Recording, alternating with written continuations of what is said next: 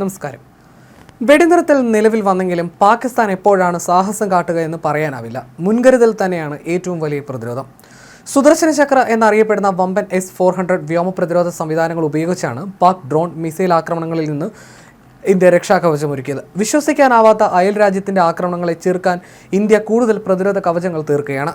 Drone പ്രതിരോധ സംവിധാനമായ ഭാർഗവാസ്ത്രയാണ് India ബുധനാഴ്ച വിജയകരമായി പരീക്ഷിച്ചത്. 2.5 കിലോമീറ്റർ ദൂരപരിധിയിലുള്ള ഡ്രോണുകളെ നിർവീര്യമാക്കാൻ മൈക്രോ റോക്കറ്റുകളാണ് ഭാർഗവാസ്ത്ര ഉപയോഗിക്കുക. Solar defence and aerospace limited ആണ് ഭാർഗവാസ്ത്ര രൂപകൽപ്പന ചെയ്ത് വികസിപ്പിച്ചത്.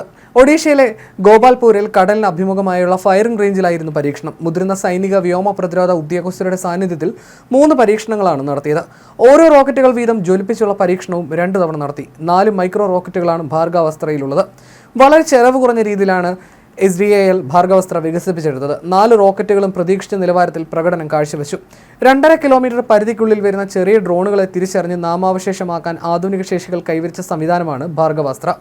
പ്രതിരോധത്തിന്റെ ആദ്യ തലത്തിൽ മാർഗനിർദ്ദേശമില്ലാതെ പ്രവർത്തിക്കുന്ന മൈക്രോ റോക്കറ്റുകളാണ് ഭാർഗവാസ്ത്ര തൊടുത്തുവിടുക.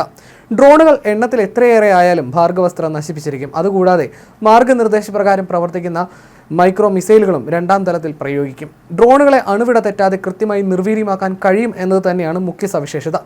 സമുദ്രനിരപ്പിൽ നിന്ന് 5000 മീറ്ററിൽ കൂടുതൽ ഉയരത്തിലടക്കം വ്യത്യസ്ത ഭൂപ്രദേശങ്ങളിൽ തടസ്സമില്ലാതെ ഉപയോഗിക്കാനാവുന്ന ഭാർഗവാസ്ത്ര സൈന്യത്തിന്റെ ആയുധ ശേഖരത്തിലെ വലിയൊരു മുതൽക്കൂട്ടാണ്. തദ്ദേശീയമായാണ് റോക്കറ്റ് രൂപകൽപ്പന ചെയ്ത് വികസിപ്പിച്ചെടുത്തത്. ഹാർഡ് കിൽ സവിശേഷതകൾക്കൊപ്പം സോഫ്റ്റ് കിൽ തലവും ഭാർഗവാസ്ത്രയ്ക്കുണ്ട്. മോഡുലാർ സിസ്റ്റത്തിന് അധികമായി ഒരു സോഫ്റ്റ് കിൽ തലം കൂടി ചേർത്തിട്ടുണ്ട്. സൈന്യത്തിന്റെ എല്ലാ വിഭാഗങ്ങൾക്കും സമഗ്രമായ കവചമൊരുക്കാൻ GPS റിസീവറുകളെ കബളിപ്പിക്കുന്ന ജാമിംഗ് സ്പൂഫിങ്ങും ഭാർഗവാസ്ത്രയ്ക്ക് സാധ്യമാണ്. ഡ്രോണുകളെ നശിപ്പിക്കാതെ അവയുടെ ആശയവിനിമയ സിഗ്നലുകളെ തടസ്സപ്പെടുത്തി നിർവീര്യമാക്കാൻ ഇത് സഹായിക്കും.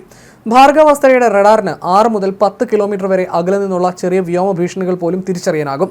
ഡ്രോൺ കൂട്ടങ്ങളെ നിർവീര്യമാക്കാൻ ഭാർഗവാസ്ത്രയ്ക്ക് പ്രത്യേക വൈദഗ്ധ്യമുണ്ട്. ചില വികസിത രാജ്യങ്ങൾ സമാനമായ മൈക്രോ മിസൈൽ സംവിധാനങ്ങളിൽ പ്രവർത്തിക്കുന്നുണ്ടെങ്കിലും ഡ്രോൺ കൂട്ടങ്ങളെ നേരിടാൻ ശേഷിയുള്ള ഭാർഗവാസ്ത്ര പോലുള്ള ഒരു മൾട്ടി ലെയർ സംവിധാനം വിന്യസിച്ചിട്ടില്ല.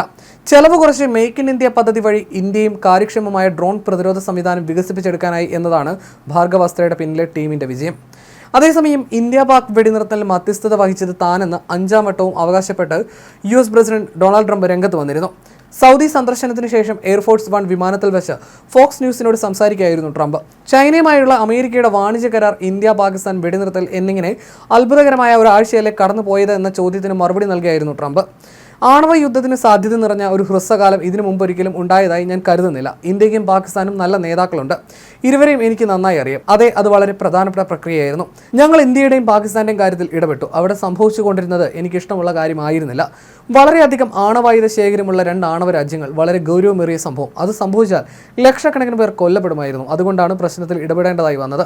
ഞാൻ വെടിനിർത്തലിനായി നല്ല രീതിയിൽ പ്രയത്നിച്ചു. വിദേശകാര്യ സെക്രട്ടറി മാർക്കോ റൂബിയോയും വൈസ് പ്രസിഡന്റ് JD വാൻസും നന്നായി പരിശ്രമിച്ചു. ഞങ്ങൾ ഒരു ടീമായി പ്രവർത്തിച്ചു. സമാധാനം പുനഃസ്ഥാപിക്കുന്നതിൽ ഇരു രാജ്യങ്ങളെയും വഴിക്ക് കൊണ്ടുവരുന്നതിനായി ബോധ്യപ്പെടുത്താൻ എനിക്ക് സാധിച്ചു. നമുക്ക് വ്യാപാര കരാറുകൾ ഉണ്ടാക്കാമെന്ന് ഇരു കൂട്ടരോടും പറഞ്ഞു. ആണവായുധങ്ങളെക്കാൾ ഞങ്ങൾക്കിഷ്ടം വ്യാപാര കരാറുകൾ സൃഷ്ടിക്കാനാണെന്നും ട്രംപ് ഫോക്സ് ന്യൂസിനോട് പറഞ്ഞിരുന്നു.